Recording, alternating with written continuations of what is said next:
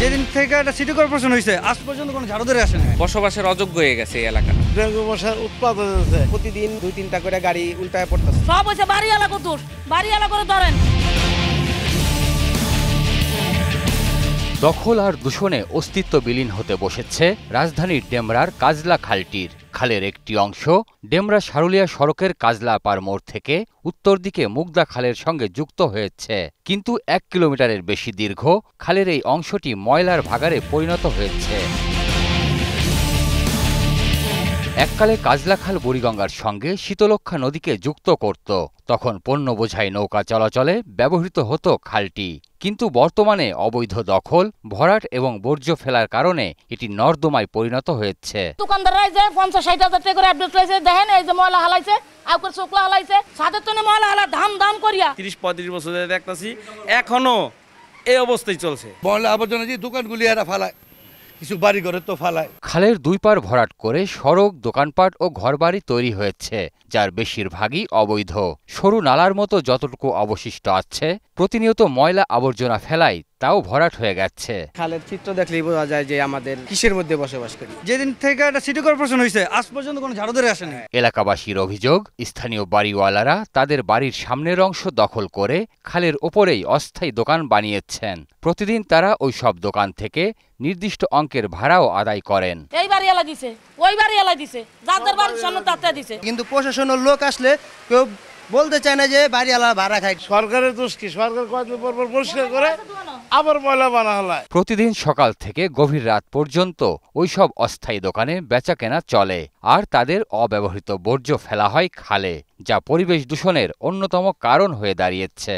এই যারা দোকানদারি করে তাদের যে বর্জ্য, সব বর্জ্যগুলা ইচ্ছায় অনিচ্ছায় তারা খালের মধ্যে ফেলতেছে। যারা ময়লা নাই, সিটি কর্পোরেশন লোক আজকে 2 সপ্তাহ ধরে আয় না, ময়লা একটা এত বড় বড় পোক হয়। জমে থাকা ময়লার কারণে খালের পানির প্রবাহ বন্ধ হয়ে গেছে। এতে একদিকে দুর্গন্ধ ছড়াচ্ছে, আবার মশামাছির উপদ্রবে বাড়ছে রোগ ব্যাধি। এরা যে ময়লা ফালাই যে খালটারে কি অবস্থা করছে, এটিতে মনে করেন দেখা যেতেছে আমাদের মশা মাছিতে মনে করেন আমাদের কামড়া, আমাদের কদিন পর পর ডেঙ্গু রোগ হয়, ডায়রিয়া হইতেছে মানুষের, তারপর ম্যালেরিয়ার জীবাণু আছে, ডেঙ্গুতে আতঙ্ক হইতেছে মানুষ। আবার মিস্ত্রিতে কাম করতেছে, মিস্ত্রির মশা কামড় খেয়ে ডেঙ্গু জ্বরে ভুগতেছে। সিটি কর্পোরেশন কিছুদিন পর পর খালের আবর্জনা পরিষ্কার করলেও স্থানীয় বাসিন্দা ও অবৈধ দোকানীদের উৎপাতে তা আবার ময়লার স্তূপে পরিণত হয়। একবার পরিষ্কার করার 1 মাসের মধ্যে খাল আবার ময়লা হয়ে যায়। কোনো ব্যবস্থাপনা নাই, সিটি কর্পোরেশনেরও কোনো দায়িত্ব অবহেলা আমরা দেখতেছি। দেখা যাচ্ছে একদিন গাড়ি আসে, 4 দিন আসে না, বা বাড়িওয়ালারা ওরকমভাবে অভিযোগ দেয় না। সবাই মিলে যদি এটা খোঁজ খেয়াল নেয় তাহলে এই নোংরা কিভাবে থাকে। খালের পাশ দিয়ে চলে যাওয়া সড়কটি দিয়ে বের হওয়ার কোনো উপায় নেই। ধলপুরে যাওয়ার জন্য খালের মধ্য অংশে একটি কালভার্ট থাকলেও তা ভাঙা, ফলে সেখানে প্রতিনিয়ত দুর্ঘটনা ঘটছে। এই সংযোগ সড়কটা দিয়ে আপনার প্রতিনিয়ত হাজার হাজার গাড়ি পাস হয়। তো দেখা গেছে রাস্তা পারাপার হতে গিয়ে আপনার এই খাদে প্রতিদিন 4টা-5টা অ্যারাউন্ড 10টাও পরে মাঝে মধ্যে।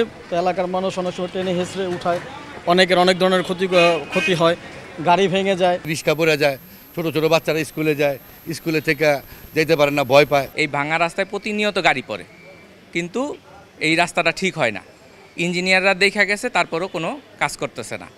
জনদুর্ভোগ বাড়তেছে, আমরা এই কষ্ট করতেছি, ময়লা আবর্জনা, পুরা পরিবেশ একটা বসবাসের অযোগ্য হয়ে গেছে এই এলাকাটা। জনস্বাস্থ্য ও পরিবেশগত সমস্যায় পরিণত হওয়া খালটি দখলমুক্ত করার দাবি এলাকাবাসীর। যাত্রাবাড়ির সন্নিকটে কাজলার এই খালটিতে একসময় ছিল স্বচ্ছ পানির প্রবাহ, কিন্তু একদিকে দখল আর অন্যদিকে ময়লা আবর্জনা ফেলায় তা চরম দূষণে পরিণত হয়েছে। প্রিয় দর্শক, আপনাদের দুর্ভোগ দুর্দশার চিত্র তুলে ধরতে চাই 21 টেলিভিশন। আপনাদের যে কোনো ভোগান্তির কথা জানাতে ফোন করুন এই নম্বরে। তথ্য পাঠাতে পারেন হোয়াটসঅ্যাপ এবং ইমেইলেও। সঙ্গে থাকব আমি সঞ্জয় অধিকারী আর 21 টিম। সবসময় আপনাদের পাশে আছে 21 টেলিভিশন।